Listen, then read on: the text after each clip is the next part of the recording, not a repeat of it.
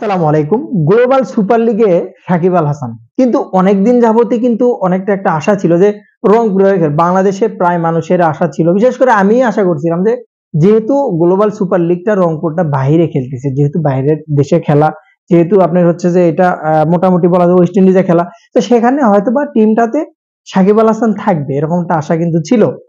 But Rangpur কিন্তু নেয় নাই। কেন নেয় নাই তার কারণ হিসেবে কিন্তু সে বিশ্লেষণও করেছে মিডিয়াতে। সেই রাজনৈতিক কারণ বা প্রেক্ষাপটের কারণে নেয়নি।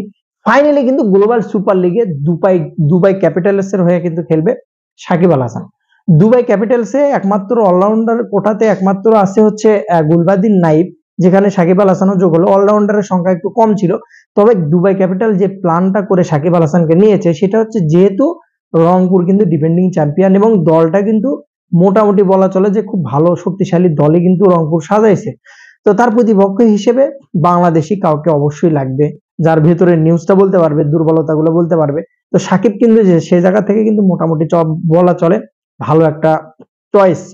যে স্লো পিচ, সে পিচে কিন্তু সাকিবের যে বল আছে, বলটা কিন্তু খুব কার্যকরী, বিশেষ করে বোলিংটা কিন্তু সাকিবের খুব কার্যকরী হবে গ্লোবাল সুপার লিগে, যার জন্য দুবাই ক্যাপিটাল কিন্তু তাকে নিয়েছে।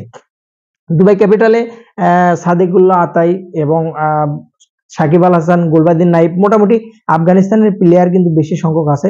সাথে কিন্তু ওয়েস্ট ইন্ডিজের প্লেয়ার তো কমন থাকবে, কারণ লিগটা যেহেতু ওয়েস্ট ইন্ডিজের। তো সেদিক থেকে বলা চলে যে সাকিব আল হাসানকে দুবাই ক্যাপিটাল নেওয়ার মেইন কারণ যেটা আমি মনে করি, অলরাউন্ডার তাদের টিমে যে দুইটা অলরাউন্ডার ছিল, গুলবাদিন নাইব যথেষ্ট ভালো অলরাউন্ডার এবং আরেকজন ছিল যিনি হচ্ছে জেসি ভুটান।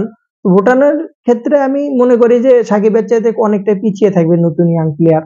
তো সেদিক থেকে সাকিব আল হাসানকে কিন্তু অলরাউন্ডার কোটাতে তারা নিয়েছে।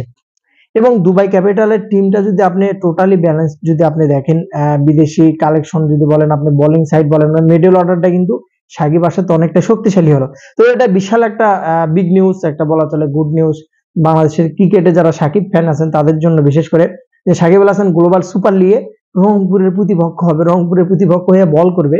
এটা কিন্তু ভাই একটা দারুণ একটা বিষয়, যেটা কিন্তু রংপুর চাইলে কিন্তু সাকিব আল হাসানকে নিয়ে খেলতে পারতো, যেটা কিন্তু প্রতিপক্ষ হয়ে খেলবে। আমার কাছে খুব ভালো লেগেছে। এবং রিশাদ হোসেন খেলবে কিন্তু হোবার্টের হয়ে। তো দুই বাংলাদেশি দুই টিমের সাথে কিন্তু একটা বাংলাদেশের ক্লাবসও একটা আনন্দদায়ক মুহূর্ত এবং দেখার মতো একটা মুভমেন্ট কিন্তু চলে আসবে। বাংলাদেশি ব্যাটসম্যানদের যখন বল করবে সাকিব আল হাসান, দুর্দান্ত লেভেল দেখার মতো হবে। তো অনেকটাই আশা করছিল। এবং এছাড়াও কিন্তু সাকিব আল হাসান ফ্যালকনেও কিন্তু চান্স পাইছে, লিজেন্ড লিগেও কিন্তু চান্স পাইছে। তো সাকিবের কদর, সাকিবের যে ডিমান্ড, এটা কিন্তু কমেনি বিদেশের যে লিগ গুলোতে।